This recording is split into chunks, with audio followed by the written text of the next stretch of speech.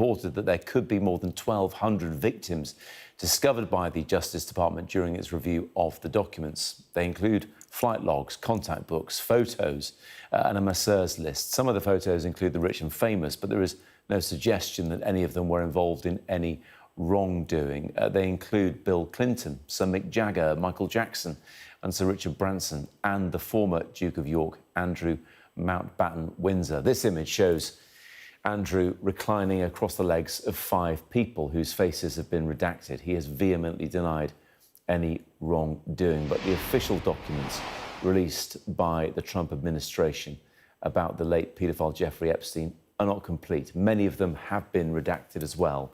And the Department of Justice says more files, as we were just discussing, will be made public in the coming weeks, despite a deadline to release them today. Democrats say that's unacceptable, and the US government is in breach of federal law by not publishing the files in full. Our US correspondent Mark Stone has been across this since things were released, a couple of hours ago now, Mark. And as we were just discussing, it's looking like 4 tranches over the next couple of weeks, which is not going to satisfy people right now.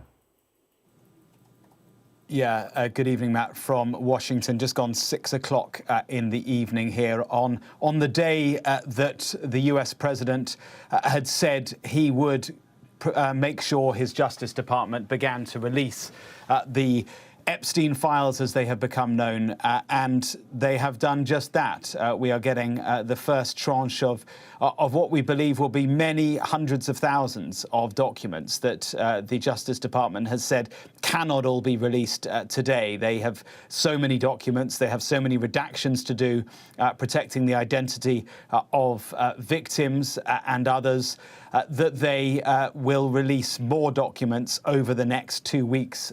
They say. And then, of course, there is a distinct lack of context to these documents. It's worth stressing, before I go through some of what we've got here, that association with Jeffrey Epstein does not equate to wrongdoing or to guilt. We know that Epstein was a huge networker. He was a prolific networker, in the words of Peter Mandelson, speaking to our own James Matthews a few months ago. Of course, one man who did have an association with him, an association which brought him down. There have been no mentions of Peter Mandelson, incidentally, in these documents so far. But Epstein moved in social circles, in business circles, show business, and the academia as well. And all those sorts of people, politics too, all those people are represented in these documents. And of course, royalty. You mentioned Prince Andrew. Well, here he is in an image that we have not seen before. It's not clear when it was taken, but he is lying across the legs of 4 women. The only woman who is identified in that image is Ghislaine Maxwell. So that is one image of Prince Andrew Mountbatten Windsor, that has been released. There is an image here. Again, this is kind of typical of a lot of these images, faces all redacted. We believe this was taken in one of Epstein's homes, when it's not clear which one, but all those faces have been redacted. The redactions done by the Department of Justice, and they say that is to protect the identity of victims of sexual abuse. This is an image of Diana Ross, of Michael Jackson, and of Bill Clinton. Bill Clinton does feature in quite a lot of these images. We know that he had an historic association with Jeffrey Epstein, one that he has since, like so many people, says that he deeply regrets. This is an image of the Duchess of York, of Sarah Ferguson.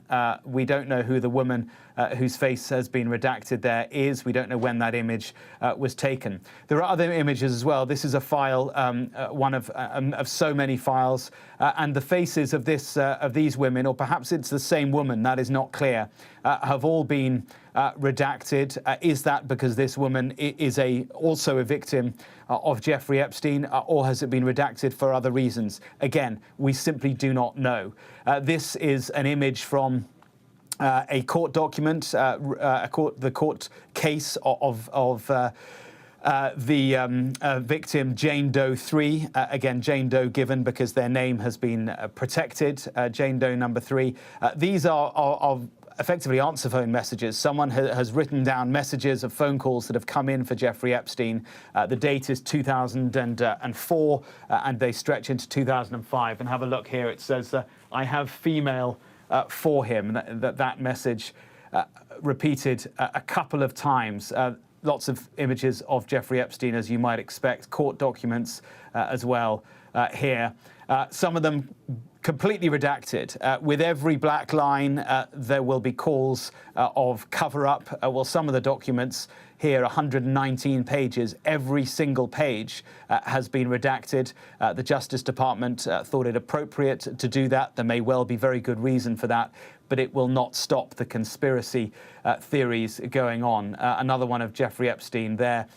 What looks like a sort of scrapbook, similar to the birthday book that was already released a few months ago here. It's kind of creepy in its nature. The only person identified in this scrapbook is Jeffrey Epstein.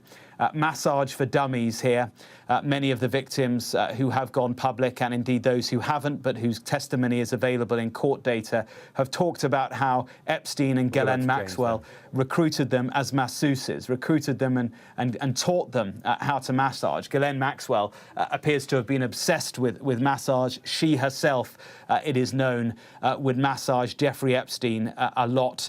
Foot massages and others, and many of those victims were encouraged to do the same. And then, of course, the massaging led to sexual abuse. This is an image of two people who have been, the last one, Matt, who've been identity hidden, taken in Paris. You can see the Eiffel Tower behind. Well, one of the victims who has gone public and who has written in some detail about her abuse at the hands of Jeffrey Epstein and Ghislaine Maxwell is Virginia Giuffre, then Virginia Roberts, famously photographed with Prince Andrew. We don't know if she is one of the two women in this image, but she travelled to Paris with Jeffrey Epstein and Ghislaine Maxwell. They got her a passport in order for her to be able to travel internationally with them. And she alleges, and has many times now, and in her book, that she was, among many other people, one of their sex slaves. Mark, thank you very much indeed. And to that point about massage, it's not new, but there is a list in the files called Masseurs List, fully redacted, with what looks like 254 names on it. People would have possibly known of that before, but it is there again as a reminder of how much that featured in things. Let's go back to James Matthews, who's also in DC and across this for us. James, I think it would be interesting and important to just reflect on the choreography of today from the point of view of the White House, because we saw Donald Trump earlier flanked by the CEOs of plenty of big pharma companies announcing, alongside RFK and others, how they had driven down the prices of medicines for Americans. And then he took no questions afterwards, which is unusual for him not to do. Then around about 9 o'clock UK time, which is 4 in the afternoon where you are, this first release, which we thought could be the whole lot, but it's not. It's maybe, what, a quarter, or certainly the first tranche of Epstein Files being released, we now know is going to happen over the next couple of weeks. And in the middle of all of that, then an announcement from, well, the Department of War, the War Secretary, Pete Hegseth, about military action they've been carrying out as well. Are these things related? Is the timing of this kind of stuff a coincidence? What's your read? Make up your own mind, Matt. Frankly, cynics, and actually you wouldn't have to be very cynical, would look at this and think, right, you've got several 100,000 documents. We were promised full publication today. We didn't get that. We got a partial publication. In that initial headline-grabbing publication, huge day of huge significance in the Epstein story, there is little to no mention of Donald Trump. Bill Clinton's all over it. Other celebrities are all over it. The story being shaped is of celebrities lured innocently into the company of Jeffrey Epstein. So no mention, really, of Donald Trump that I can find of any significance.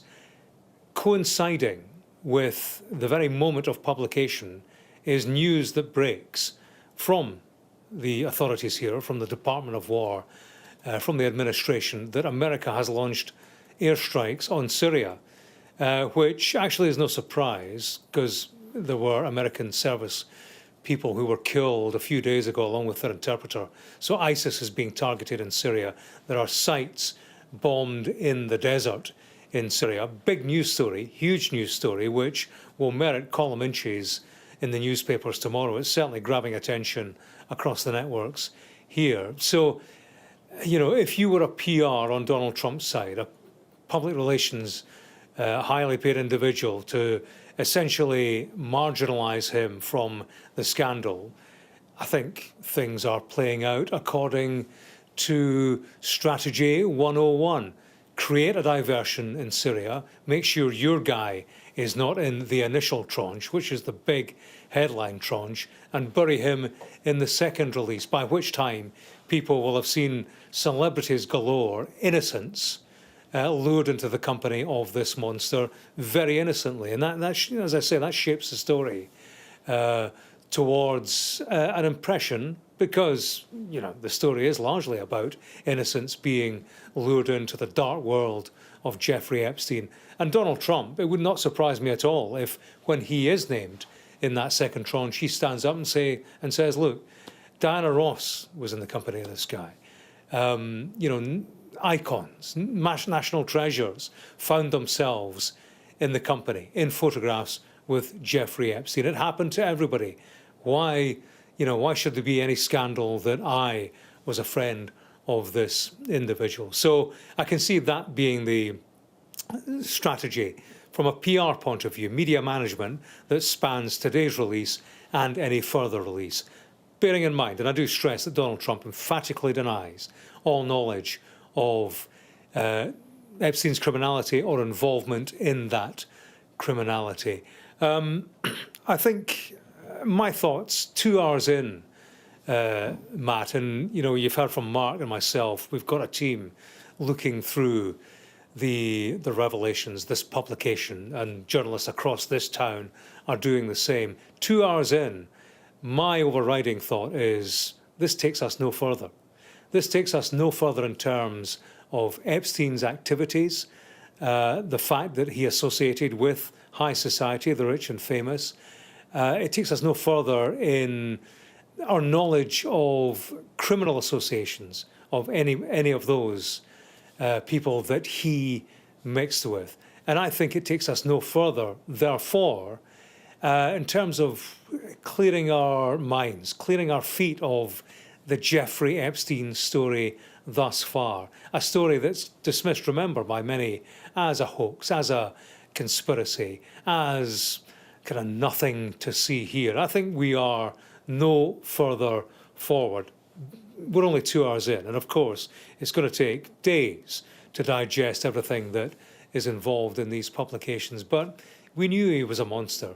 We knew there were victims. Okay, we're learning today that there were more than 1,200. We knew about his activities. We'd seen pictures of his properties. We'd seen the lurid detail and the lurid pictures of him in the company of underage girls. Yeah. But, you know, what we're learning today, what do we know now that we didn't know 2 hours ago? I'm not sure there's very much that takes this story much further, that develops the story to a point where we can make definitive conclusions about the significance of others. I think in terms of the noises off, there are plenty of them. We're hearing from the White House. The White House insists today that what they are all about is transparency. They're calling this an act of transparency. Democrats, the opposition, are very much not. We've heard from them today, pre-publication. Chuck Schumer, leading Democrat in the Senate, he's come out with a statement saying the Department of Justice have broken the law. Remember, it was the law that we had full publication today. Schumer says this: the law Congress passed and President Trump signed was as clear as can be. The Trump administration has 30 days to release all the Epstein files, not just some. Failing to do so is breaking the law, he says.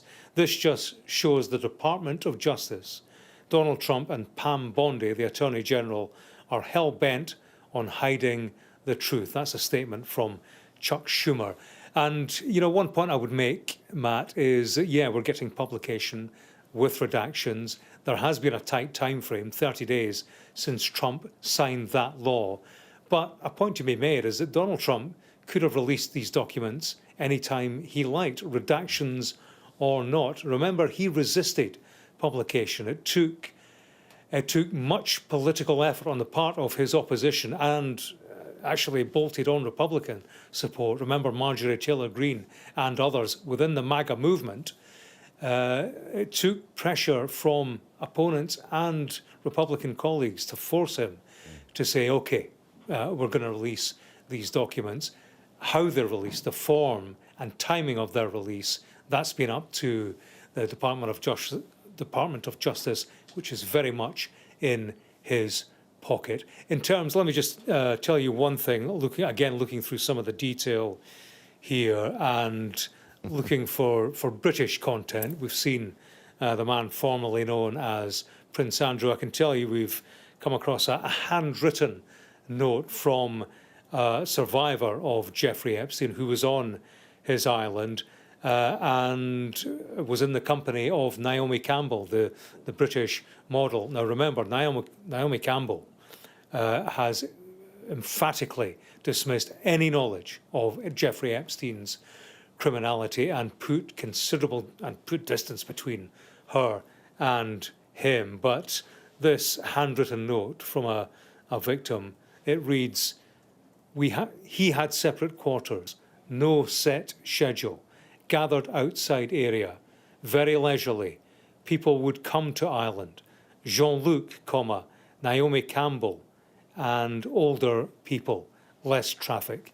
That note ends. So, you know, bits and pieces that tell us something about Jeffrey Epstein, but because we don't have any real broader context, no explanatory notes, it's all essentially pumped out there. It's left to us and the public at large to try to make sense of it and how it all fits into the bigger, darker picture of Jeffrey Epstein. And that's the stage we were at 2 hours ago. It's the stage we are at right now, 2 hours in, as we search for more clues as to the significance of the Epstein story and, as I said before, the significance of others who were involved to a degree with them. Many of them, I stress, innocently lured into his company. James, thank you so much. Let's bring in Nima Rahmani, a former federal prosecutor I was talking to around about 20 minutes ago, who's still with us. Nima, thank you for staying back. Let's just pick up on that point that James quoted there with Chuck Schumer, the Senate minority leader, obviously a prominent Democrat, saying simply releasing a mountain of blacked out pages violates the spirit of transparency and the letter of the law. He sounds pretty unhappy about this. He may well be echoing what others are saying. Does he have a point? Potentially, yes. And this is why I expect, maybe as early as next week, a lawsuit related to the Epstein files. I think members of Congress and the American public really expected full disclosure today, not redactions spanning hundreds of pages. Let's be clear, there's really only one category of information that still should be redacted, and that is information identifying victims. And that's it. Grand jury materials, judges have already ordered them unsealed in multiple cases. Yes. So if we're talking about grand jury transcripts, those should not be redacted. And this shouldn't be a Friday afternoon dump. And we all know that when you want to bury bad news, you bury it on a Friday afternoon of partial individuals, right? Obviously, we know that Bill Clinton is no friend of President Trump. Why are we not seeing all the images? And frankly, these images are not what I'm expecting to see. I'm expecting to see FBI interview memoranda, the 402. Why aren't we seeing those memos? Why aren't we seeing the terabytes of video evidence that we saw discussed in the Ghislaine Maxwell case, in the Virginia Giuffre civil lawsuit? That should all be disclosed. Pictures are not enough. There is much more information in the Epstein files than these pictures that we're seeing and these documents that are redacted. I think this is just a partial production. And again, I think a judge will probably ultimately have to get involved at Congress's urging to force the Department of Justice's hand to make everything public without any more redactions than necessary. Because let me just finish off, Nima, by asking you about the privacy notice that greets you when you go onto the Department of Justice website to search through the Epstein library. They're covering themselves by saying, because of the volume of information involved, this website may nevertheless contain information that inadvertently includes non-public, personally identifiable information or other sensitive content. What they're really saying there is, we've tried to redact this and we might not have redacted the right things. But they've redacted a lot, and they said there's 1,200 victims and family members. So, yeah, obviously, I'm sensitive to victims of sex abuse. I don't want them outed or identified if they don't want to be. But I find it hard to believe that hundreds and hundreds and thousands of pages that are fully redacted all contain information about victims and only information about victims. It defies logic and common sense. You know, I participated as a young lawyer in these types of document reviews and discovery, and I've redacted information that's confidential, that's privileged. This level of redaction is very significant. Again, you're talking about images, some of which only have a picture of Jeffrey Epstein. Yes. Again, it's possible that these are all victims of sex abuse or child pornography. I accept that. But this level of redaction, with the production not being complete, with so far me seeing nothing about the president, and I don't necessarily think the president had anything to do with any of this sex abuse. He may not have even had knowledge of this, but at a minimum, I think we can all accept that he was a friend of Jeffrey Epstein. So, Nima Rahmani, appreciate your time this evening. We're going to bring in Yasmin Mayer now, who is a senior attorney at the Bloom firm, which represents Epstein victims. Good evening to you. What's your reaction to what looks like the first tranche of 4 of the Epstein files being released today? It's clear that the government was in a rush to make a 30-day turnaround for the release of these materials. And that is ironic, to say the least, that the government was rushing for a 30-day turnaround, because the government has known Jeffrey Epstein was a sex predator of children for nearly 30 years, if not longer. So the fact that there is a clear rush to make a deadline for release of this information and then missing that deadline is it's unfortunately in line with what the expectation was. Well, let me just come back on that, because are you saying then they've been rushing to redact this in the past 30 days, and that's why they can't release it all in one go? Which, if that is the case, it suggests that perhaps they never had any intention to release this at all had Congress not forced them to. That's certainly what it looks like it may be. And the very text of the Epstein Files Transparency Act provided those sorts of loopholes. They provided loopholes for information that could jeopardize an ongoing investigation. They, of course, provided for redactions of victim information, which absolutely should be the only acceptable redactions that we should be seeing here. It does look at first glance like there are a great deal of redactions. It will have to be further explored whether those are indeed victims or children or appropriate redactions, but it is extremely concerning, but not entirely surprising, that there is going to be an additional document production or multiple. And we're seeing now the level of redaction. We've seen hundreds of, more than 100 blacked out pages of what looks like testimony given to a grand jury, for example, the kind of thing that other former federal prosecutors saying shouldn't be redacted at all. This should be in the public domain. Absolutely. It's impossible to know what has been redacted without seeing the material, which is an unfortunate fact. But the fact is, the government has known about Jeffrey Epstein being a predator since the 1990s. And in fact, the Bloom firm today filed a lawsuit against the FBI on behalf of 8 victims of Jeffrey Epstein who were abused after the FBI failed to investigate him based on credible information that they had going back to the 1990s. There is a great deal of information here that has yet to be released, and only time will tell. Is the government going to do it? Is it going to finally hold itself accountable and do the right thing? Well, Chuck Schumer, who is, of course, the Senate minority leader and a prominent Democrat, saying, and this is something I put to the previous guest, and I'd be interested to get your response as well, saying simply releasing a mountain of blacked-out pages violates the spirit of transparency and the letter of the law, which suggests something could be done about that in Congress again. It's possible. There would need to likely be some bipartisan support for something like that, and absolutely, if there isn't, which there was for the law in the first place, right? So the act in the first place had bipartisan support. That's correct, but it's not quite that straightforward. There was a great deal of infighting, and there was a great deal of controversy about that. And really, at the end of the day, that the act passed because there was really no other choice.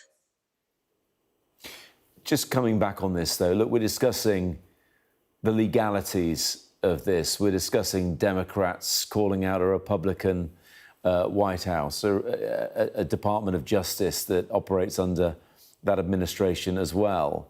Is there a risk that these 1,200 victims, potentially, that we hear about get lost in all this? That they're the most important people, potentially getting forgotten about, the people that you represent? That is what has been happening since Jeffrey Epstein's death, if not before. The conversation has centered around Jeffrey Epstein, who are the wealthy and powerful individuals who may have been involved. It's become a political battle where each side is using Jeffrey Epstein as a weapon against the other side. That the survivors and their stories and their voices are lost here. Nobody is talking about what they went through and what they experienced, and really the lack of any accountability, which would be extremely meaningful to them. Final question from me, Yasmin Maya. It seems we're at the start of a long process here. It's a start that a lot of people wanted to see in terms of files being released. It could be a couple of weeks before everything is out there, of course, over the Christmas holiday as well, let's not forget. Do you think once whatever is released is out in the open, it could make a tangible difference to the victims, or maybe not? We need to see a full release of everything. We need to see who associated and was involved with perpetuating crimes alongside Jeffrey Epstein. We know he didn't do this alone. Unless we have all of the information, then the survivors are not going to have the answers that they need, and justice will not ever be served here. Yasmin Maya, I appreciate you joining us. And look, we're just seeing pictures of very recognisable people on the screen alongside Jeffrey Epstein, Bill Clinton. We just saw Mick Jagger. And just to remind you, there's no suggestion of any wrongdoing on the part of those people just because they've been pictured in his company. Yasmin Maya, I appreciate your company. Thank you very much indeed for joining us here on Sky News this evening. And if you're just joining us, the breaking news tonight is that the US Department of Justice has begun releasing the Jeffrey Epstein files. It's reported there could be more than 1,200 victims discovered by the Justice Department during its review of the documents. Those documents include flight logs and contact books and things like a masseur's list of hundreds of names. Some of the photos include the rich and famous, but there's no suggestions any of them were involved in wrongdoing. But they do include Bill Clinton, who we just saw, Sir Mick Jagger, Michael Jackson, Sir Richard Branson, and the former Duke of York, Andrew Mountbatten Windsor. This image, in fact, shows him reclining across the legs of 5 people whose faces have been covered. He has vehemently denied any wrongdoing. But the official documents released by the Trump administration about the late paedophile Jeffrey Epstein are not complete. Many of them have been redacted, as we've been discussing.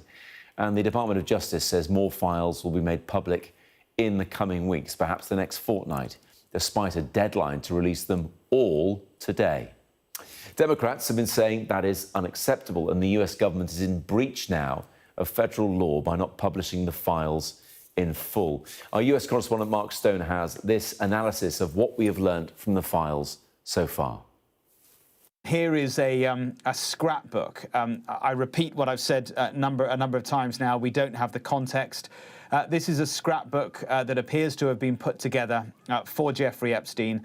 It is reminiscent of the birthday book that you'll remember was released a few months ago, the birthday book that Ghislaine Maxwell put together for Jeffrey Epstein, which itself had a drawing that was said to be done by one Donald Trump. He denies that that drawing was him. It certainly had photographs and birthday messages from one Peter Mandelson, which precipitated the career downfall of the former British ambassador here. So this is a birthday book, and again, many redactions in it, faces redacted, as you can see here. It's kind of creepy, I have to say, looking at it, because it's clear that in most of the images, he is photographed with women, females, women or girls. This is Epstein with a face mask on. This we showed a little earlier, an illustration of how some documents are entirely redacted. This is the grand jury deposition, a grand jury deposition that was released, but every single page of the 119 pages has been completely blanked out. That is another court document. It is of Jane Doe number 103, one of many of Epstein's victims. 103 doesn't necessarily mean that there were that many victims. There may have been. We just don't know. It could just be another way of numbering the victims. I think this is interesting. A photograph of a book from the well-known series for dummies. This is Massage for Dummies. The context here is that many of the girls who were recruited into the warped world of Jeffrey Epstein were recruited as masseuses, and Virginia Giuffre, once Virginia Roberts, one of his victims who took her own life earlier on this year in Australia, she, in her book published after her death, she outlines in extraordinary detail how she was recruited by Jeffrey Epstein and by Ghislaine Maxwell as a masseuse. She worked at Donald Trump's Mar-a-Lago club down in Florida. Jeffrey Epstein, at the time when he and Trump were associated, Trump has since said that he disassociated himself from Epstein in the years after that. But Virginia Giuffre worked at that club. She was then recruited by Ghislaine Maxwell into the world of Epstein as a masseuse to get trained as a masseuse, and she quickly discovered that she was in fact going to be one of his sex slaves, frankly. And in her book, she accounts that in quite some detail. She has been discredited, and in fact by some, and in fact in some of the court documents, you get a sense of the court arguments that took place back and forth with some defense lawyers for Epstein trying to discredit Virginia Giuffre for having changed her story over the years. And in the book, she kind of goes into some detail of why she did that. So she is one of a few victims who has gone public, and I think the sense we get from these documents is that there are others who have chosen to remain anonymous, and their faces and their names in these documents continue to be hidden from public view. Now is Lucia Osborne-Crowley, legal affairs reporter and the author of The Lasting Harm, witnessing the trial of Ghislaine Maxwell. Good evening to you. So you've looked at this story in depth already. A lot of people are waiting a long time to see the Epstein files released. Some of them have now been released. What do you think? Well, I have many, many thoughts, as you can imagine. Firstly, of course, we don't have them all yet, which is very disappointing. And of course, we have all of these redactions, which is also very disappointing. Obviously, redactions to protect the identities of victims are entirely appropriate. But in some of these documents, it's clear that the redactions go far beyond that. So, my first thought is that obviously we need more, and we need this government to do what they said they were going to do, which was release all the files. My other takeaway is to do with the people around Epstein. We've known for some time that these figures were associated with him, but these new pictures really, I think, mean that a lot of these public figures should really be questioned about what they knew. For example, and this person is not a public figure, but there is in these files a letter to Jeffrey Epstein, where the person says, you're going to get in trouble for what you're doing with these girls, and says very degrading things about the girls. So that the author of that letter knew, at least to some extent, what was happening. And so that, to me, is really important, because that should lead us to ask a lot of questions about who else knew and what they knew and when. Yes, as you say, we don't know how careful the redaction has been. There's a disclaimer effectively at the start saying we may have made mistakes, and if we have, let us know. But nevertheless, the Department of Justice knows all the names in these, and you think if something like the person you just mentioned is known to them, they're going to have to follow up and follow up quickly, aren't they? Yes, absolutely. And that is what you would expect of any FBI or Justice Department. And I certainly hope that's what's happening. I mean, I certainly hope that investigations are being started, potential indictments or charges into these people, or at least finding out what they knew. And obviously with the caveat that these photos don't imply any wrongdoing, but as we've all seen, there are a lot of photos of Bill Clinton, and in some cases with women who have been anonymized, but physically touching them. And I first reported in 2022 that a victim had met him with Jeffrey Epstein. And so, that these new photos of him with women, I think, really strongly show us that he has to be questioned about what he knew and when, and what his role was, if any. Well, he did say in his memoir last year, a book called Citizen: My Life After the White House, Bill Clinton said, even though it allowed me to visit the work of my foundation, travelling on Epstein's plane was not worth the years of questioning afterward. I wish I had never met him. Nevertheless, do you think the former president and others should now be quizzed about what they knew and when? And of course, yes. It could be nothing. They could have been hoodwinked by Epstein like lots of other people were. Absolutely. That is always a possibility. But, when the former president says that it wasn't worth all the questioning, I don't think he has been put through as rigorous an amount of questioning as one would expect in this kind of situation. I mean, so I do think they all should face more questioning. This is one of the biggest sex trafficking rings in modern history. Anyone who is in these photos, particularly in photos with women, must be investigated and questioned about what they do. Just let me finish by sort of mentioning this point to you. There's a lot of focus on Bill Clinton because he seems to be in a lot of this early evidence. But of course, we know there are going to be 3 more tranches, they say, over the next couple of weeks. And so others are saying, well, they've managed it to look this way to begin with. Yes, and I'm sure that could be true. That absolutely could be a political move, but it doesn't change the fact that anyone who was around this should be questioned about what they knew. The politics of it aside, we're talking about one of the most serious crimes that you can commit. So even if it's kind of being led with pictures of him for political purposes.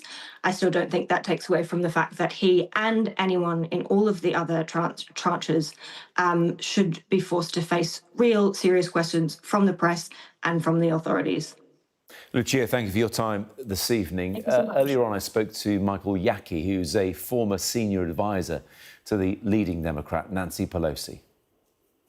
I think it's going to be a very interesting day as people start to go over what could be hundreds of thousands of documents. Your reporter just saw a very short glimpse, and I think that they're limiting actually how long people can get into the website right now in order to get it. But it's never going to be, I don't know if it's going to be enough. They already said they weren't going to release all the documents today, and notwithstanding the law passed by Congress and signed by the president, and that's going to, continue to spark curiosity and concern and skepticism over whether we're really going to get to see everything that people are talking about or think they want to talk about or want to see in the Epstein files of this incredibly disreputable, horrible person who ruined so many lives while he was on this earth. Yes, look, we can see from this document how heavy the redaction could be, and you'd assume that there are people's names on there, and those people need to be protected. I mean, there are legal reasons for this redaction to happen. There has been some nervousness there on the Democrat side that the redaction might be too heavy-handed to protect people who perhaps don't need to be or shouldn't be protected. Well, I think the fact that in the first dump you found a lot of Bill Clinton pictures probably underscores a little bit of that concern, because that's what people are going to be focusing on early on, and aside from the reference to the check from D. Trump, nothing visual yet of the president, but I'm sure that there will be more to come. And certainly, again, the fact that they're not releasing all of them and that they may release more, say on Christmas Eve, when people aren't going to be paying that much attention, when newsrooms aren't that heavily staffed, I wouldn't be surprised to see that. But in the end, I do think that most of this should be coming out. It just won't come out all at one time. And then the question is going to be, how heavily redacted is it, and what is being withheld?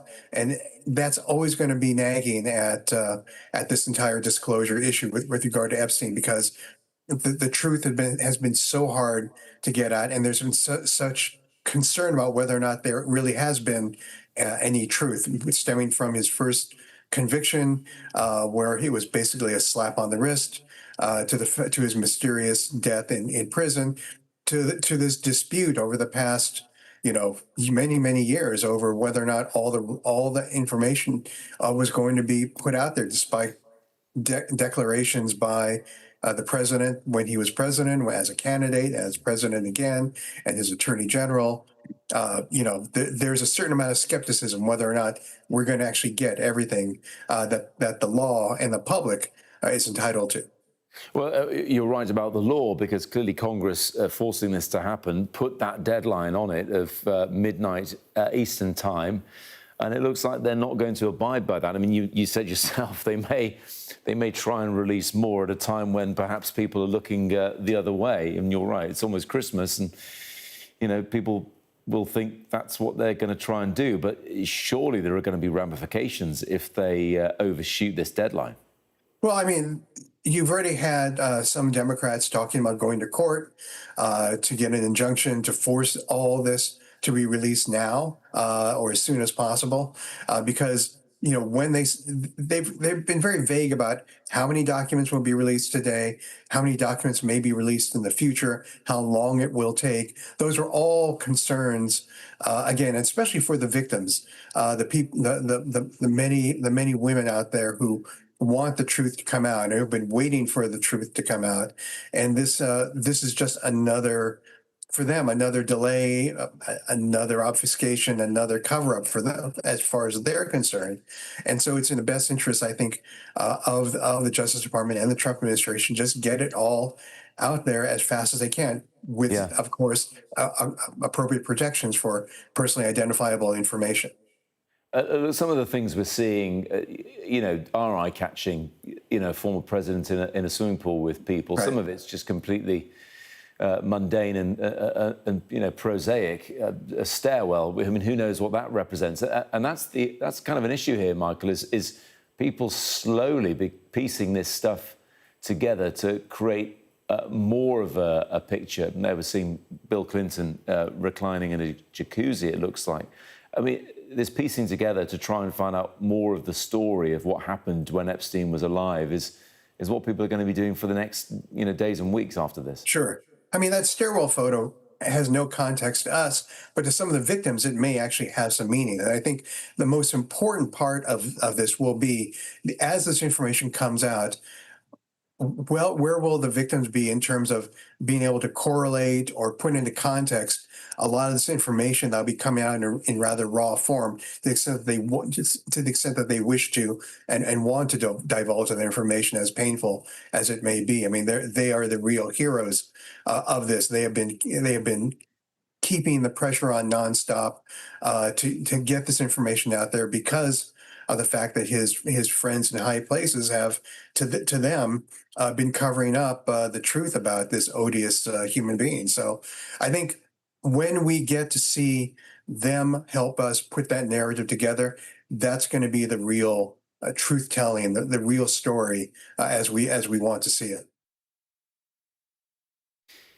Well, with me now in the studio to analyse this breaking news is the Sun's chief political correspondent, Ryan Saby, and the Politico reporter, Bethany Dawson. It's good to see you both. And look, this has all come out slightly late for the early editions of the papers, Ryan. I mean, looking on their websites, it's all over The Guardian, The Times, all the others. So you think it's going to be in the later editions. But you think it'll be across all of the front pages by the time tomorrow comes around? It happened just about the right time. So the first editions will go, and then there's an hour or so, a couple of hours before those second editions have to go to the printers. But it came at that time where the pictures came out very, very early. There was enough detail about, there was pictures of Ghislaine Maxwell and Sarah Ferguson, Prince Andrew there. So there was enough to actually write a story and actually get it into the papers for tomorrow. But I think one of the things they'll be looking at is the sort of, where is Donald Trump in all of this?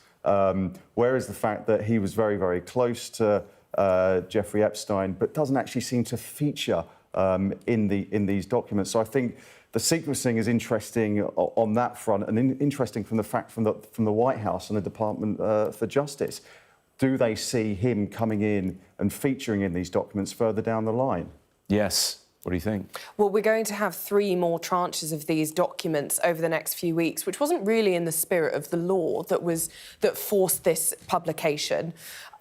We had today Republican Congressman Thomas Massey saying that this publication today grossly fails that law. It's not enough. There is so much redaction. The only redaction that was meant to happen within these documents was to protect the identity of those thousands of victims. No one was meant to be redacted to protect the identity of any government officials or celebrities. Yeah. But the sheer amount of redaction, we've seen these pieces of paper that are just black. There is absolutely no detail. The word "the" hasn't even made it in there.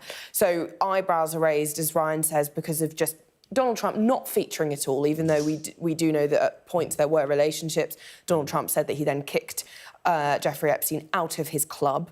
But the fact that there is nothing and it doesn't quite follow the spirit of that law is making a lot of people very unhappy. Well, Susie Wiles said it herself in her interview with Vanity Fair, revealing in lots of ways, but he's in there and we're not seeing him, certainly in this bunch. We're going to see him at some point, aren't we? Yeah, and I wonder whether it's sort of tactics from the White House. Throw all the mud out there, a lot of the detail out there, and a lot of the pictures out there. So actually, Donald Trump's involvement in this whole affair actually becomes diluted, because we see all these celebrities out there, whether it's Mick Jagger, Michael Jackson, Diana Ross. Is it the fact that he comes in later down the line, and he just makes out, the White House can make out that every single, all these big figures, whether it's high society or not, they're all linked to him. They've all been to his island. They've all been on his plane. They've all been to his parties. So actually, the fact that Donald Trump's been part of that as well doesn't make a blind bit of difference. So I think that's the tactic, that get him into the picture later in the day. And some of the stuff we're seeing, we kind of knew about, the masseurs list, the places, the people. Some of it we haven't seen before. The pictures with Michael Jackson, of course, in both him and Jeffrey Epstein dead now. Obviously, a picture we hadn't seen of Andrew Mountbatten Windsor lying across the laps of people whose faces have been covered, except for Ghislaine Maxwell. Epstein had an international network. He collected friends all over the place. And let's just reiterate the fact that if they may have known him, it didn't mean they knew what he was doing or implicated any wrongdoing themselves. But we have this British connection with, well, there it is. There's Andrew with his eyes closed lying on those laps. We've seen a picture of Mandelson in there as well. There's these recurring themes, these recurring people that keep popping up. And there'll be a lot of people holding their breath over the next few weeks as more documents come out, more photos, you know, people who are in the pictures, but also people, you know, within different governments worried about how that is going to reflect on them, about who knew what, who is kind of implicated by virtue of knowing people, what did they know. But I think, again, you know, the point was that today all of those questions were meant to be answered, that today was meant to be an opportunity for people to get justice, for, you know, just information to be served. And it has happened partially in a way that kind of gives into political football on something that is so serious, that is so damaging, that I think will, you know, Team Trump, if they are doing any sort of political manoeuvring, they may have thought that they did something very clever, but actually I think it's going to reflect quite badly on them. We've seen, Ryan, you know, Chuck Schumer, prominent Democrat, saying this really isn't in the spirit of what the act that Congress passed was after, and they could keep going with more legal approaches to get some of this stuff unredacted. Yeah, the Department for Justice and the White House should have a very, very good reason for why all this didn't come out at the same time. It's all very well and good saying there are hundreds of thousands of documents that we all need to go through. But the fact is the law stated that it should have come out today. So I think there'll be big, big questions, and I think the Democrats will be able to push that in the coming days. I've spoken to quite a few people, lawyers, who've represented victims this evening, and it just, whilst you go through the legality of this, what some would say is heavy-handed redaction, the disclaimer at the start of the website saying we may not have got this all right, and if we've got it wrong, let us know, and that kind of thing, it all seems a little bit slapdash. It does, and these documents are, of course, new to the public eye. They have been in...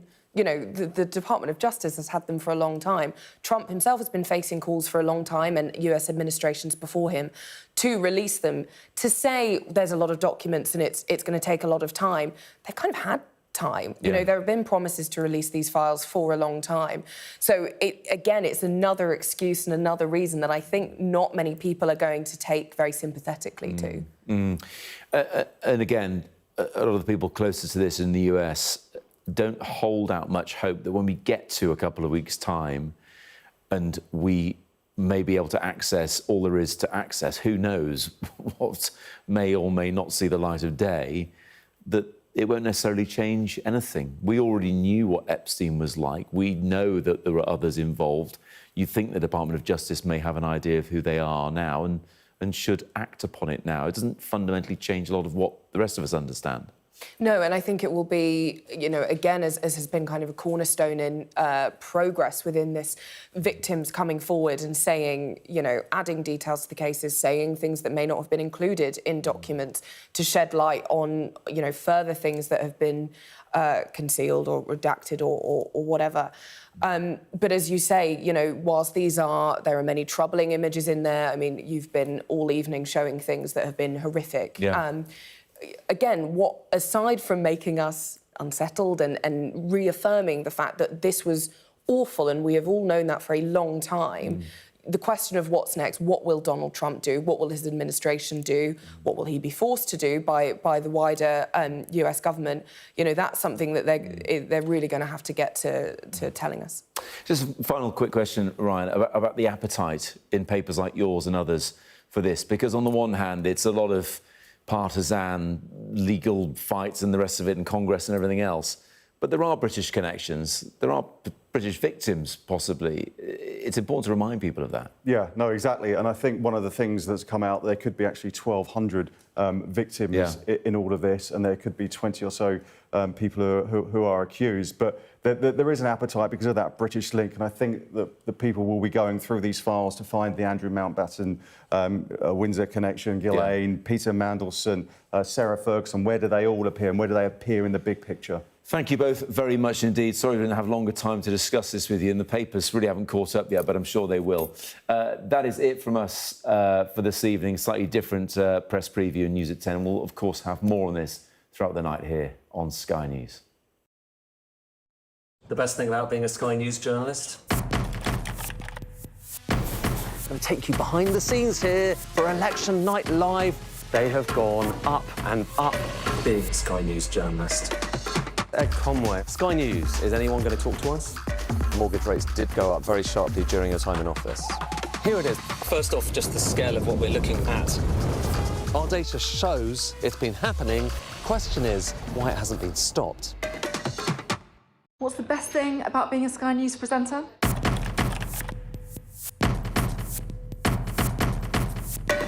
We've done the work and the reading, so you don't have to. Being a Sky News presenter.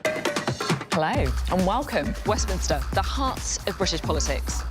I'm so sorry about what happened to you. So what on earth is going on? It's not true. Can I tell you what I think? It's really unusual. Mornings with Richard and Frost. Let's crack on. Let's get started.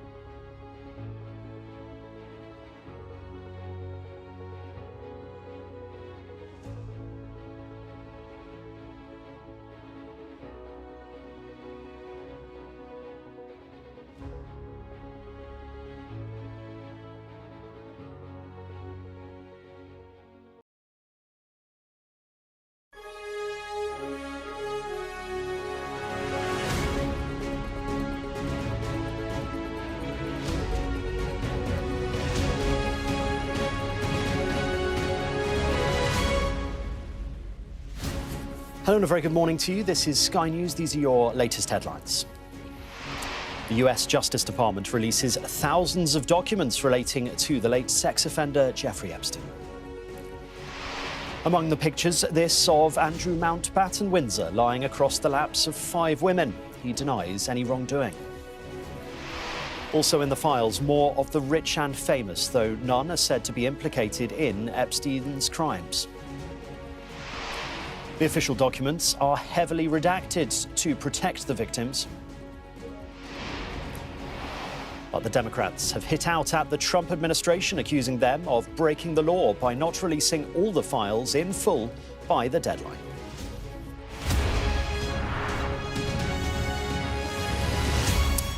Hello and a very good morning to you. Thanks for joining us here on Sky News. The US Justice Department has released thousands of files relating to the late paedophile Jeffrey Epstein hours before a legal deadline. They include flight logs, a contact book and a masseuse list, though many of the official documents have been heavily redacted to protect the victims. The Trump administration says more files will be made public in the coming weeks, despite a deadline to release them by the end of December the 19th. Democrats say that's unacceptable and that the US government is in breach of federal law. Well, some of the photos that have been released include the rich and famous, but there is no suggestion any of them were involved in any wrongdoing. This photograph shows the former Prince Andrew lying across the laps of 5 women. Their faces are blanked out. Ghislaine Maxwell is standing behind, grinning broadly alongside another woman. He has vehemently denied any wrongdoing.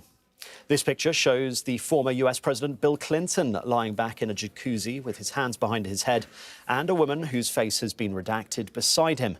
Mr. Clinton has previously said that using Epstein's plane had not been worth the years of questioning afterwards, and he wished he had never met Epstein. This picture shows Lord Mandelson, who went on to become the UK's ambassador to the United States, enjoying a birthday with Jeffrey Epstein. Lord Mandelson was forced out of his job because of his friendship with Epstein. He has repeatedly expressed his regret over his association with Epstein, saying he fell for his lies. This picture shows Epstein's remarkable pulling power with the rich and famous. Here you can see Bill Clinton, Michael Jackson and Diana Ross. And this photo gives an indication of Epstein's disdain for his victims. The caption here reads, "Once upon a time, there was a clueless little girl," above 4 images of young women. Well, let's go live now to Washington and our US correspondent, James Matthews. James, only a few hours since the release, but what do you make of it so far? Hi, Simon. I think what we have seen, and it's 3 hours since publication of more than 300,000 files. What we've seen, I'm not sure it takes us much further forward in terms of understanding the significance of Jeffrey Epstein's associations, his contacts, and the extent to which any of these contacts were involved in criminal behaviour. I mean, we've just seen, haven't we, images from these files of celebrities, none of whom there is anything to suggest were connected to anything to do with criminality. Indeed, all deny having knowledge or involvement in any of that behaviour. So in terms of how far this takes us further forward in terms of the story, who was involved and what they did, I'm not entirely sure we have made much progress, but it's early. There are many of these documents and it will take days to digest and to sift through what is available. I would point out a number of things in relation to the story today. We were expected to see full publication. This was deadline day for all these documents being published by law. What we're seeing is something far short of that. The Department of Justice is saying they've put out several 100,000 today. There will be several 100,000 more in the coming 2 weeks. Strikingly, there is little to no mention of Donald Trump in this initial tranche. We know he is in the files. We've been told that by his chief of staff. He's been told that by the Attorney General. But stick Donald Trump into the search engine and it comes back with nothing. So I assume we have to wait until tranche number 2 at least before we learn about Trump's involvement. He emphatically denies knowledge or involvement in Epstein's criminality. What we do see in this initial tranche among those celebrities are, well, as one senior Democratic figure in particular, Bill Clinton, former US president. There are numerous images of him, and we saw one there in a jacuzzi in the company of what appears to be a female with their identity redacted. Also a picture of him in a swimming pool with others, including a woman who appears to be Ghislaine Maxwell. So it may be that the media management strategy of the White House is to release this initial tranche, get Bill Clinton out front, have the media attention focus on the involvement of others, therefore giving Donald Trump a relatively soft landing when he is named in further files releases. Who knows? There is much media management going on around this publication. Part of that may be a development far from Washington, D.C. The Americans have launched what they're calling Operation Hawkeye. They are bombing sites in Syria this evening, or they have done. The release of that, the announcement, it coincided almost exactly with publication of the file. So that will distract attention, a military attack on ISIS in retaliation for the deaths of US service people in the past few days. So, you know, there is a lot going on around the publication, certainly a lot going on in terms of the PR strategy. But the big argument, the ongoing argument, is about publication. That's a central aspect to this story today, this partial publication. The White House is describing what it's done as an act of transparency. Democrat opponents are saying that this falls far short of the transparency and accountability that they had waited for and survivors of Jeffrey Epstein have waited for. They expected full publication today. They are checking their legal options to challenge what they got, which was partial publication. All very interesting, and many questions still remain. James Matthews live there for us in Washington. Thank you very much indeed. And earlier, our US correspondent Mark Stone gave us more of a sense of what's in the documents. Here is a scrapbook. I repeat what I've said a number of times now. We don't have the context. This is a scrapbook that appears to have been put together for Jeffrey Epstein. It is reminiscent of the birthday book that you'll remember was released a few months ago, the birthday book that Ghislaine Maxwell put together for Jeffrey Epstein, which itself had a drawing that was said to be done by one Donald Trump. He denies that that drawing was him. It certainly had photographs and birthday messages from one Peter Mandelson, which precipitated the career downfall of the former British ambassador here. So this is a birthday book, and again, many redactions in it, faces redacted, as you can see here. It's kind of creepy, I have to say, looking at it, because it's clear that in most of the images, he is photographed with women, females, women or girls. This is Epstein with a face mask on. This we showed a little earlier, an illustration of how some documents are entirely redacted. This is the grand jury deposition, a grand jury deposition that was released, but every single page of the 119 pages has been completely blanked out. That is another court document. It is of Jane Doe number 103, one of many of Epstein's victims. 103 doesn't necessarily mean that there were that many victims. There may have been. We just don't know. It could just be another way of numbering the victims. I think this is interesting. A photograph of a book from the well-known series for dummies. This is Massage for Dummies. The context here is that many of the girls who were recruited into the warped world of Jeffrey Epstein were recruited as masseuses, and Virginia Giuffre, once Virginia Roberts, one of his victims who took her own life earlier on this year in Australia, she, in her book published after her death, she outlines in extraordinary detail how she was recruited by Jeffrey Epstein and by Ghislaine Maxwell as a masseuse. She worked at Donald Trump's Mar-a-Lago club down in Florida. Jeffrey Epstein at the time when he and Trump were associated. Trump has since said that he disassociated himself from Epstein in the years after that. But Virginia Giuffre worked at that club. She was then recruited by Ghislaine Maxwell into the world of Epstein as a masseuse to get trained as a masseuse. And she quickly discovered that she was, in fact, going to be one of his sex slaves, frankly. And in her book, she accounts that in quite some detail.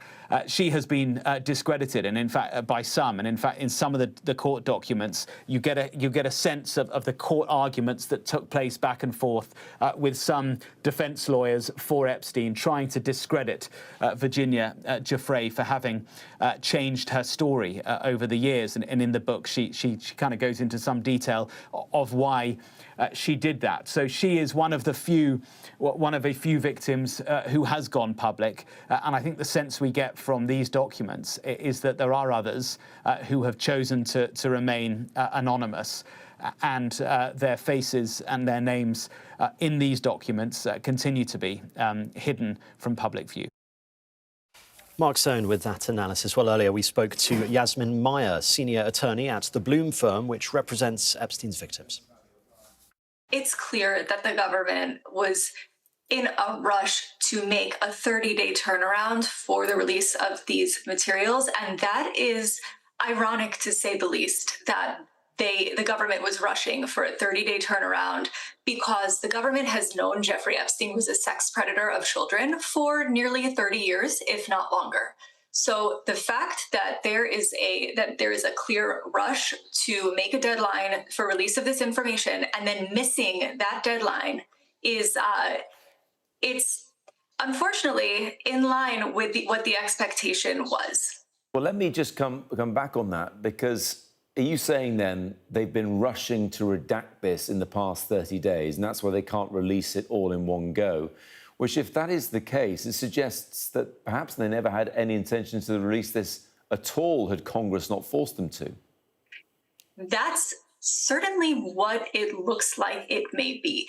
And the very text of the Epstein Files Transparency Act provided those sorts of loopholes. They provided loopholes for information that could jeopardize an ongoing investigation. They, of course, provided for redactions of victim information, which absolutely should be the only acceptable redactions that we should be seeing here. It does look at first glance like there are a great deal of redactions. It will have to be further explored whether those are indeed victims or children or appropriate redactions, but it is extremely concerning, but not entirely surprising that there is going to be an additional document production or multiple. And we're seeing now the level of redaction. We've seen hundreds of, more than 100 blacked out pages of what looks like testimony given to a grand jury, for example, the kind of thing that other former federal prosecutors saying shouldn't be redacted at all. This should be in the public domain.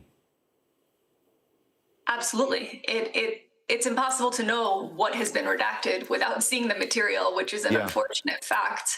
But the fact is the government has known about Jeffrey Epstein being a predator since the 1990s. And in fact, the Bloom firm today filed a lawsuit against the FBI on behalf of 8 victims of Jeffrey Epstein who were abused after the FBI failed to investigate him based on credible information that they had going back to the 1990s.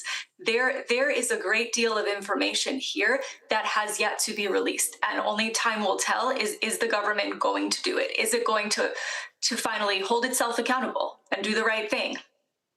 Well, Chuck Schumer, who is, of course, the Senate minority leader and a prominent Democrat, saying, and this is something I put to the previous guest, and I'd be interested to get your response as well, saying simply releasing a mountain of blacked out pages violates the spirit of transparency and the letter of the law, which suggests something could be done about that in Congress again. It's possible. There would need to likely be some bipartisan support for something like that, and absolutely, if there isn't, which there was for the law in the first place, right? So the act in the first place had bipartisan support.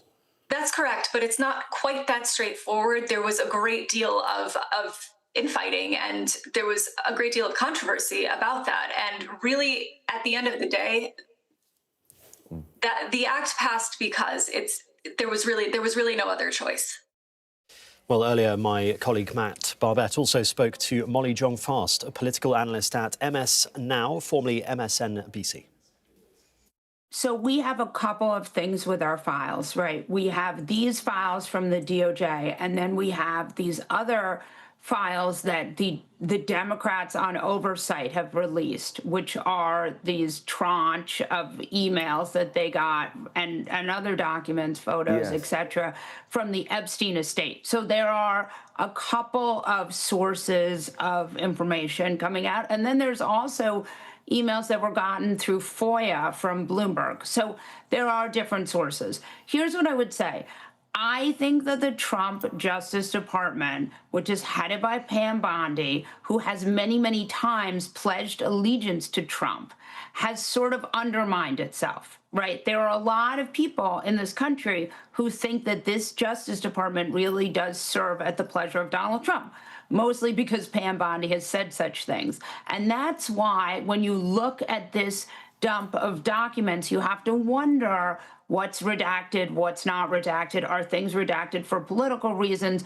Are photos, like, for example, why are there, again, I don't think there's any Democrat who doesn't feel, or at least I would hope there aren't, who doesn't feel that if Bill Clinton is involved in this, he too needs to face consequences just like any Republican who would be in these photographs, right? But it is, one has to wonder why we're seeing so many Bill Clinton photos right now and not some photos of other Republicans. And I think that is something that is going to undermine this Justice Department, is we know that it's very Trump heavy and has and does do, you know, ultimately Project 2025, which was this sort of template for Trumpism, sort of created a framework for a DOJ that serves at the pleasure of the president. And so that, I just think it undermines the information a little bit. Yes, I mean, I'm sure the DOJ would say that none of this is political from their point of view. And nevertheless, we know that Donald Trump does feature because Susie Wiles, his chief of staff, stated that he does. But denied any wrongdoing. And again, let's just restate it. Anybody pictured in these pictures, I mean, we're seeing Michael Jackson alongside Jeffrey Epstein on the right of the picture there. Anyone pictured is not accused of anything other than having been in the same place as Jeffrey Epstein at a point in time. But nevertheless, Trump is meant to be here, and if you search, you're not finding an awful lot on him. Right. And again, look, you're not guilty by association. Being in the photographs is not a crime. It certainly isn't great. It doesn't show great judgment. It doesn't show great, you know, this guy. But I do think... But Molly, let me just come back in on that, because there is no context to a lot of this. Right. So they may have known this man when no one had any inkling of what he was doing that we obviously now know in retrospect.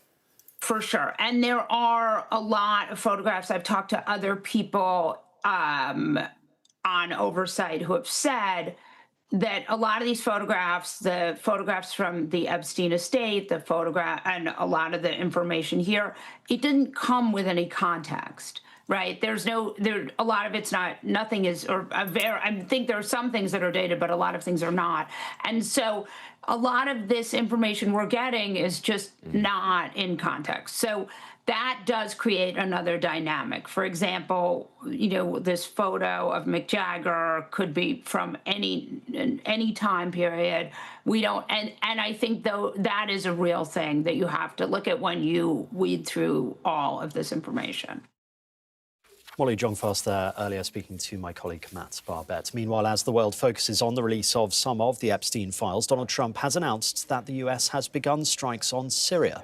The strikes are in retaliation to an attack on US personnel last weekend in which 3 people were killed. A US official described it as a large-scale strike that hit 70 targets across central Syria that had IS infrastructure and weapons. Well, you are watching Sky News. Thanks a lot for joining us. Plenty more still to come, including we'll have more analysis as a trove of Epstein files are released by the US Department of Justice.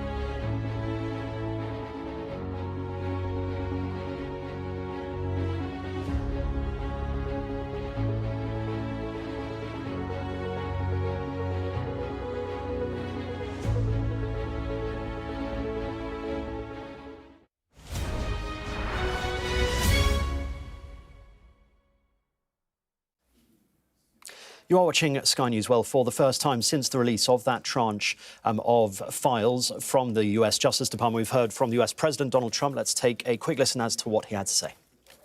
We'll be going to Florida for a short while, mostly work.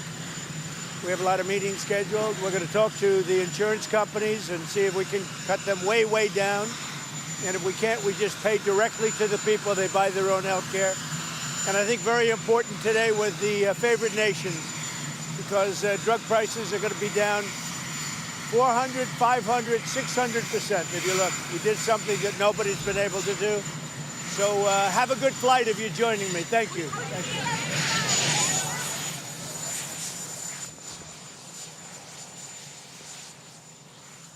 So that was Donald Trump a few minutes ago, obviously not referring to anything due to the talking about the Epstein release of files, but he will no doubt be asked questions about that later, and we'll obviously bring you that when we get it. Let's return now to our top story, which is that US Justice Department has started publishing documents relating to the late paedophile Jeffrey Epstein. Hundreds of thousands of files are being released. There are redactions to protect the victims. Some of the photos include the rich and famous, but there is no suggestion any of them were involved in any wrongdoing. Earlier, my colleague Matt Barbette spoke to the former federal prosecutor Paul Peltier.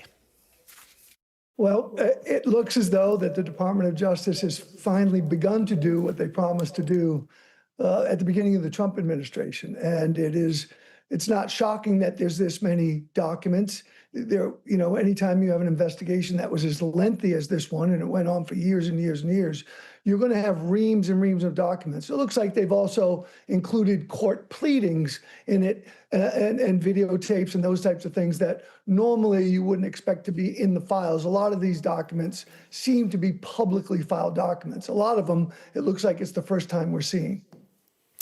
I was speaking to a Democrat representative, Suhas Subramaniam, a little bit early on, who sits on the Oversight Committee, one of the Democrats on that, who had concerns that they are not going to stick to what Congress ordered in releasing all the files by the midnight deadline. His argument was they've had plenty of time to do this, but they're going to overshoot. As a former federal prosecutor, what kind of legal ramifications are there for that happening?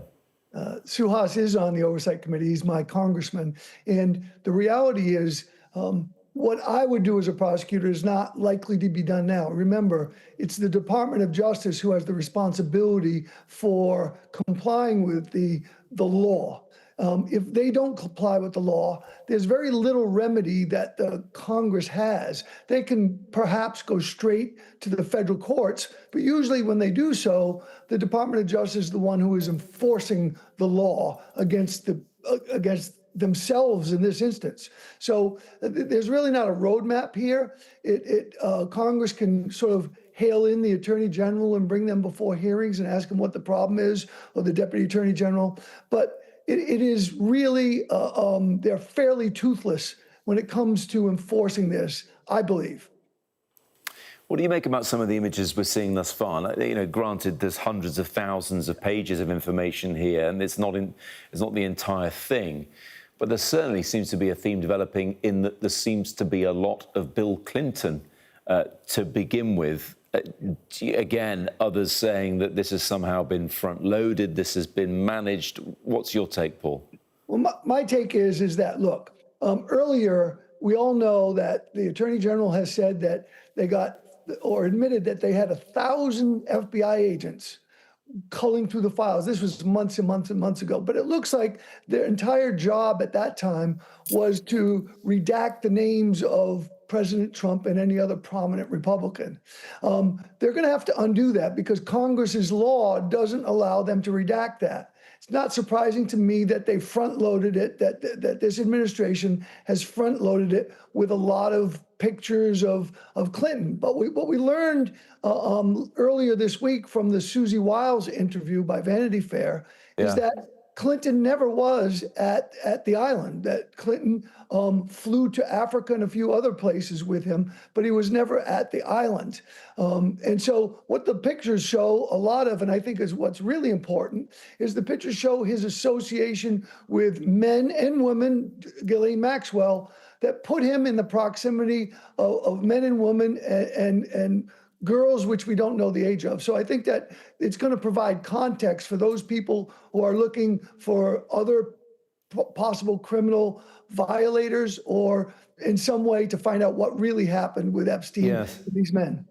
I mean, we're seeing some of the most famous performers of all time in some of these photos. We've got Mick Jagger in that one alongside Ghislaine Maxwell. We just saw, Paul, as you were talking, Michael Jackson, who has also died alongside Jeffrey Epstein, of course, who took his own life in 2019. And, of course, there's no suggestion that these pictures imply anyone has done anything wrong. Many of those featured in them have denied any wrongdoing in relation to Jeffrey Epstein. But still, it's fascination people will have with this. If they're going on the website and they're limiting how many people can go on that website at any one time, I mean, some of it's just going to be curious fascination to see this. But of course, there's a serious business of identifying what may have happened to some of these potentially 1,200 victims.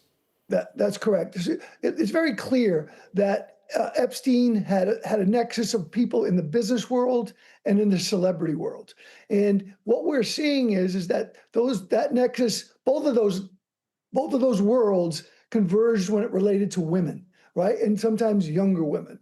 And it's very clear that Trump was on the celebrity side, and he wasn't a friend of Epstein's, it appears, for any business reason. And it looks like the reason why Trump was friends with him was access to women. And Trump has all but admitted that in many occasions. So, yes, we're going to have a lot of time to look at this. There's going to be a lot of information, but I think it is going to answer some questions.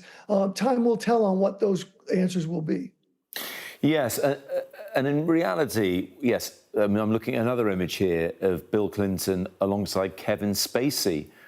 Who knows where and when that was taken. But the images are one thing. Some of the stuff like we're seeing on the screen right now, redacted words, but I think it's just off the bottom of the screen there is, you know, I heart, and it says Jeffrey Epstein beneath that for a good time call.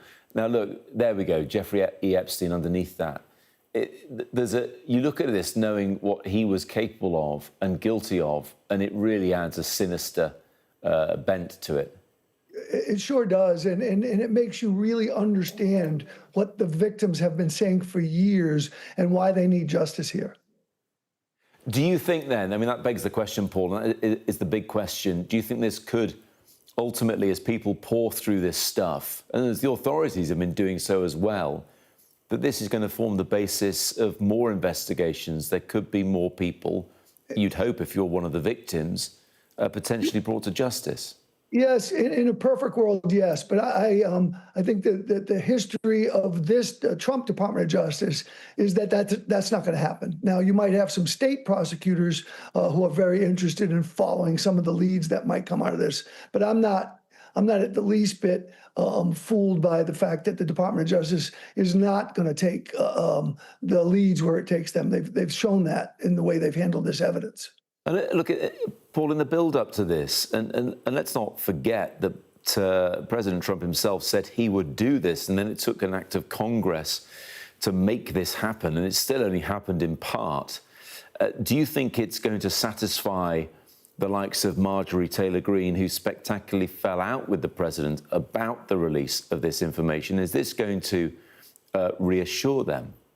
Well, I think any release is going to be helpful to them and to the victims who want this release. I really do think it will provide some relief for them. I think that the larger question is why did Trump, after promising to release it, then strive so hard to not release it? As a matter of fact, to not bring Congress into session so they could take a vote on the law, to bring Congresswomen into the Situation Room to berate them for not voting for this. So you got to feel like there is something behind Trump actively trying to prevent the release of these documents. And I think time will tell on why he did that. Don't forget, we already have the birthday book, which clearly is not fake and which clearly has Trump's signature and which clearly says that he and Epstein have secrets together.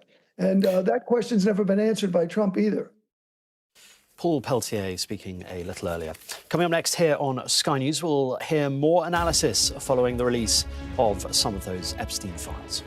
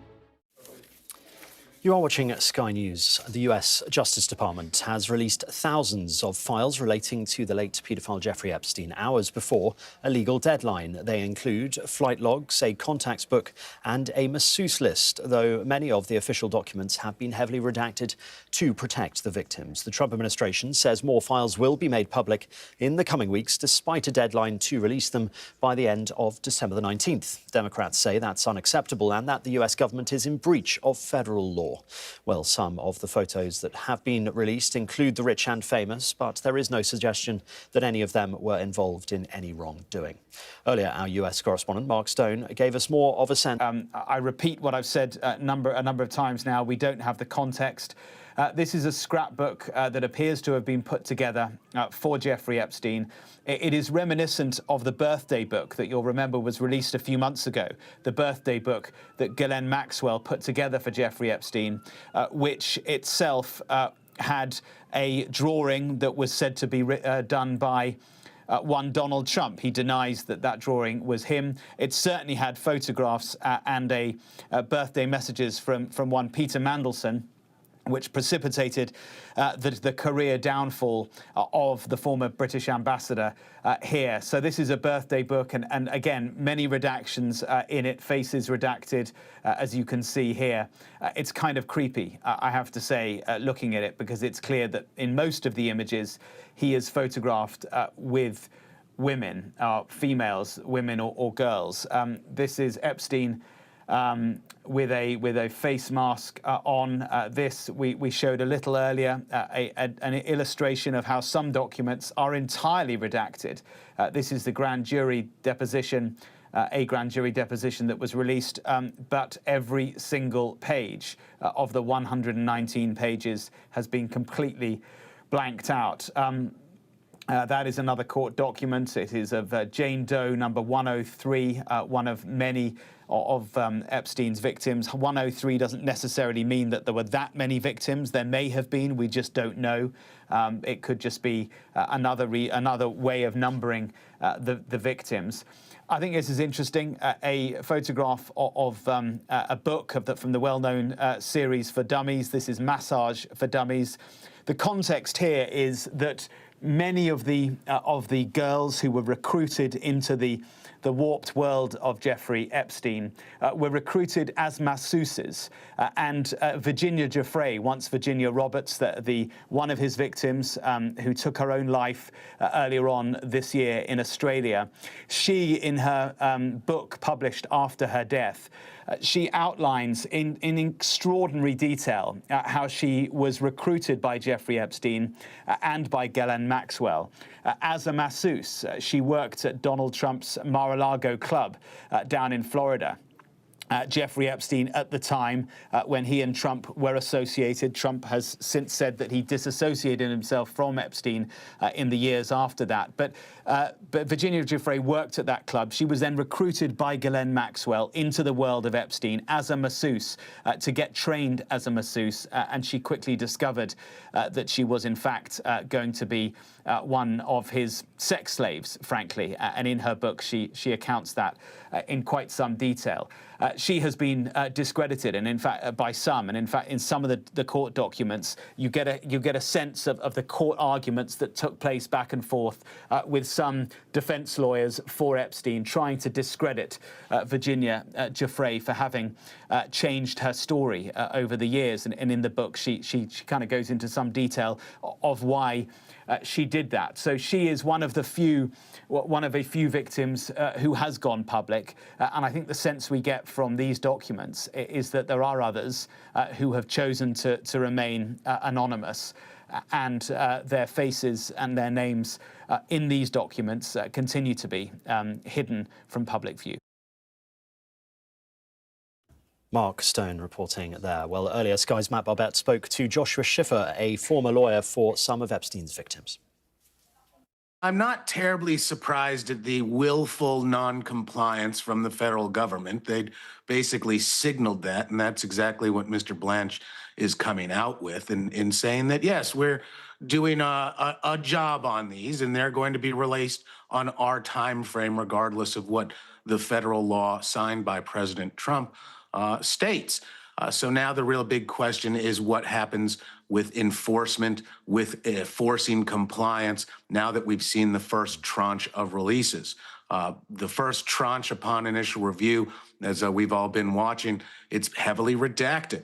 There appears to be some strong search functions, but it's almost celebrity-oriented, and it's very easy to find very large numbers of high-profile individuals. But then certain other names are being reported as being much more difficult to find, specifically former President Trump. There are no search results for him when you search in the search box, while you can obviously find his name listed on things like the flight manifestos.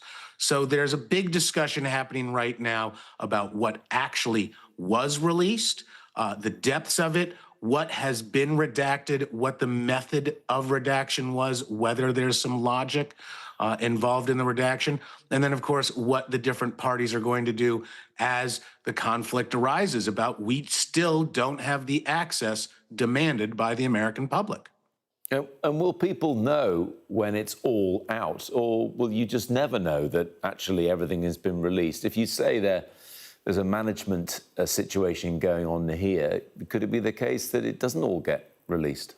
I don't believe I'll ever believe it's all been released. And I think that's going to be something most people reasonably will share.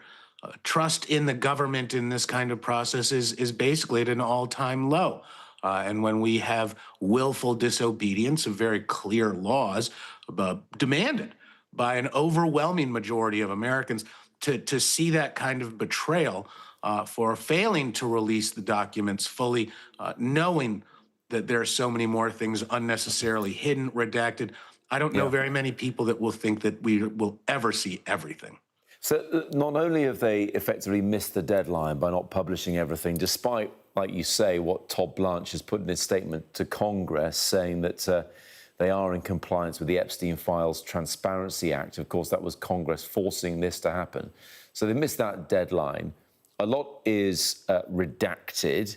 We don't know, because by the very nature of redaction, we don't know what has been redacted and what the reasons are necessarily behind that redaction.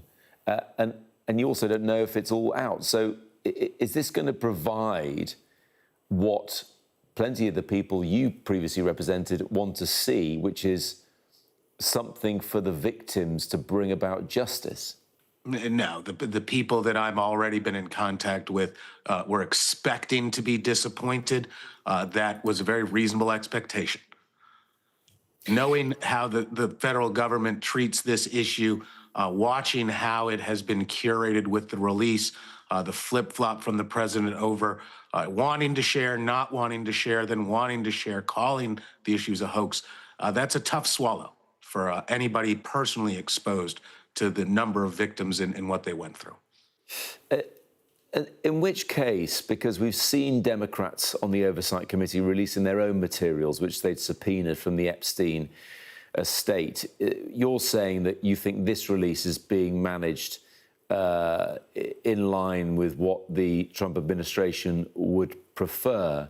So has it just become too much of a political football between Democrats and Republicans for the victims and the importance of what they've been through to be taken seriously enough? As easy as it is to fall into it's a straightforward partisan issue, I think it's more broad than that.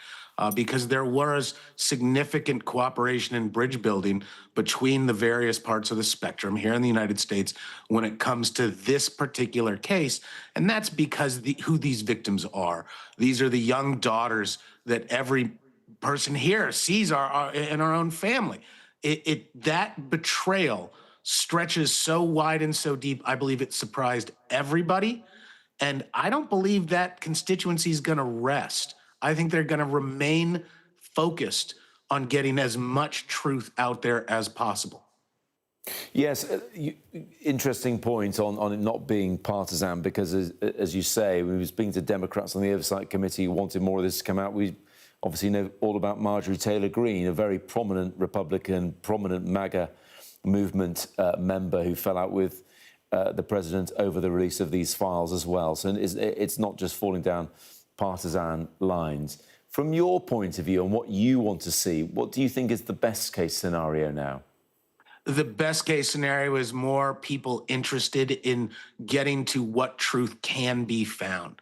And a lot of the truth can only be found after you compare and contrast the different pieces of evidence we do have and do some pretty deep detective work, because the facts aren't plain. They're going to need to be put together over time to then reveal what people are actively hiding.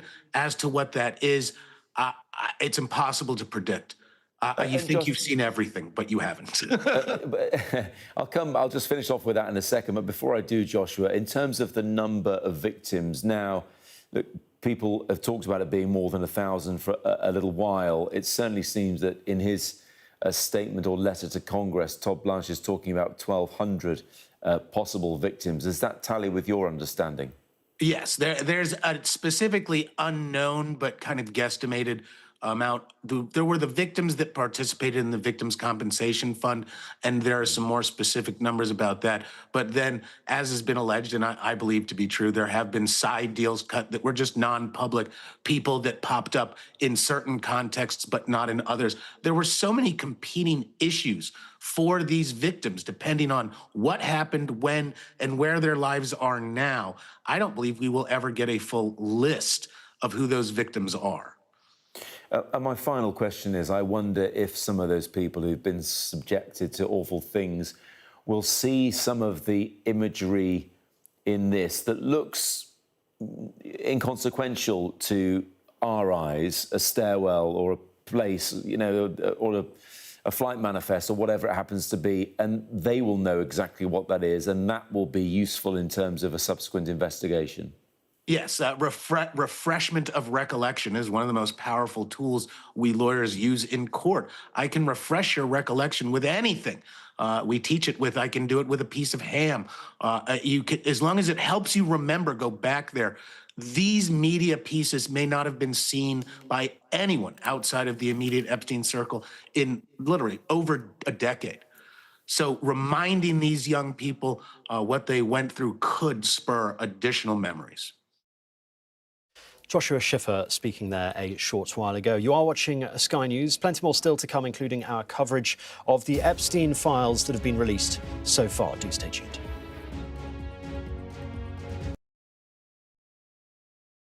What's the best thing about being a Sky News presenter?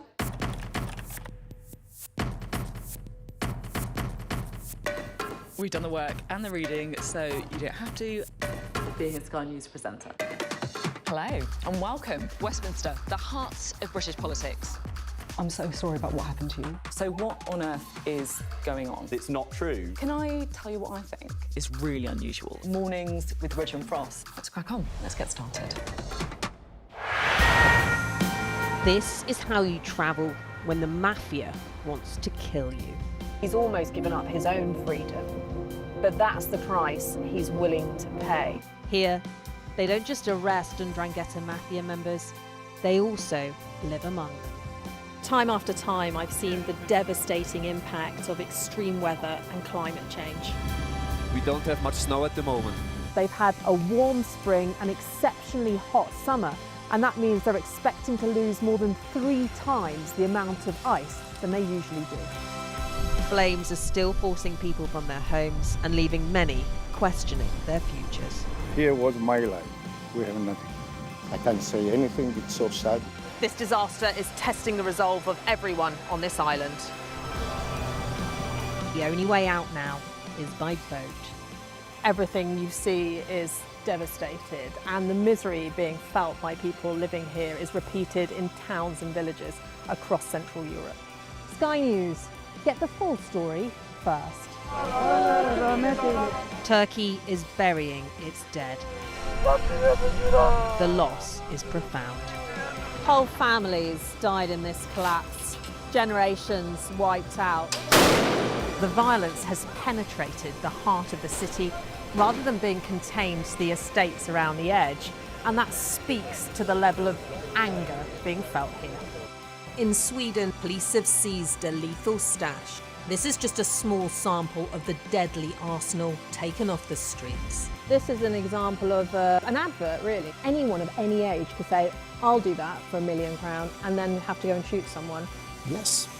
I'm Siobhan Robbins, Sky's Europe correspondent based here in Berlin.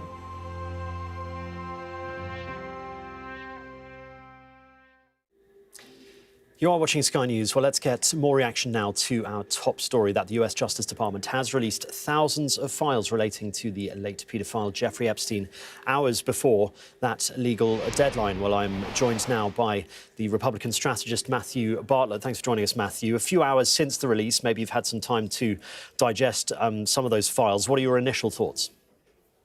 Yes, I mean, as you mentioned, this is a Friday evening ahead of the holidays, and now the Justice Department has released just a trove of documents and probably what is catching most people's eyes, pictures. It seems as if much of this is surrounding Bill Clinton, as well as numerous celebrities from Mick Jagger to Michael Jackson, Diana Ross even pictured, many pictures around of Epstein, candid photos, photos in pools.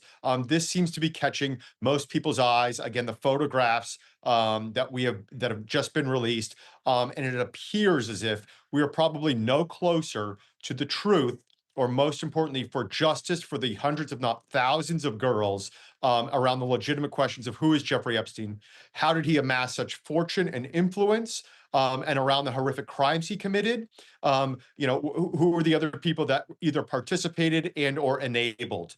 Right now, it appears as if much of this, again, seems to be coming from the Justice Department, potentially on partisan lenses. Again, the pictures of Bill Clinton, this seems to be an attempt from the White House to make this, take this off of Donald Trump, perhaps to put this on the former president. And again, remembering that pictures are not incriminating, pictures do not make allegations, but again, some legitimate questions seem to remain.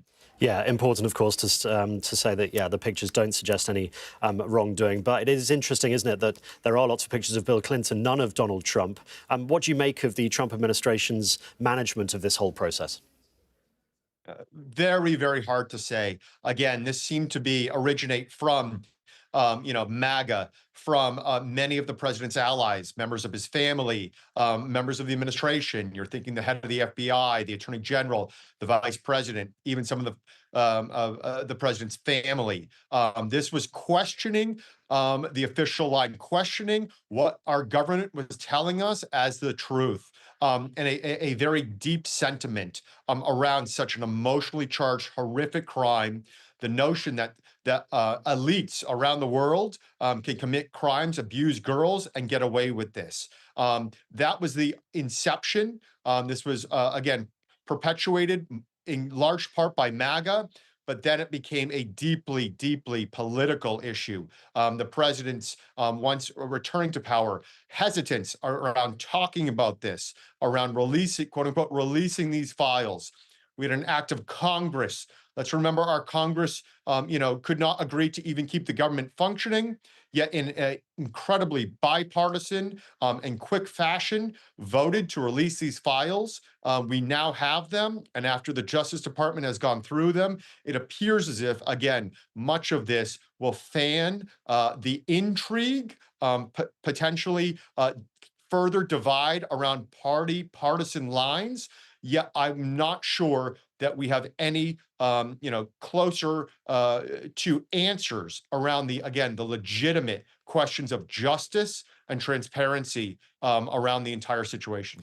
You talked about the bipartisanness of those two parties coming together to make sure these files were released. Donald Trump famously, obviously, U-turned a few weeks ago after much of the MAGA faithful and the Republican Party criticised not releasing the files. Where do you think this leaves the Republican Party itself? Is there still a split there? Unclear. Let's remember that this entire, I will call, issue is atypical, potentially asymmetric, and maybe even apolitical. This is not ideology. This is not a policy position. This does not affect the day-to-day life of Americans. Arguably, it goes deeper. It is a crisis of confidence, of government, of transparency, and again, the notion of justice, that people can commit horrible crimes against innocent girls and get away with it. Questions remain how this happened, who else participated. The notion of truth and justice, I think, is a feeling that will continue on and will lead to even more questions. But right now, the politicization of this, again, both parties now trying to cast a finger at either a current or former president, laying blame along political party lines, will probably increase, yet not bring us any closer to any resolution. Yeah, and it's important, obviously, that we don't forget the victims in all of this. You talk about justice. There seems to be quite a lot of anger from a few quarters that the Justice Department still hasn't released all of the files, despite there being a law to do so. Yes. In one sense, it is deeply, gravely concerning that they have not released everything, and that what it appears to be is certainly potentially a focus on Bill Clinton. Conversely, this is not traditionally done in the American justice system, and to just release files and pictures, part of the problem is that it arguably casts doubt or casts a shadow on very innocent people who may have associated with Jeffrey Epstein, years prior, decades prior to certainly any allegations that even came out, any court proceedings. So this is part of why this is such a very tricky issue to get to the bottom of. So it does take time. As you just said, Simon, most importantly, are the victims protecting their privacy, ensuring that they are not exposed, re-traumatized, as your earlier guest said, yet trying again to bring answers to the American public around truth, transparency, and justice. That's all we've got time for, Matthew. Thank you very much indeed.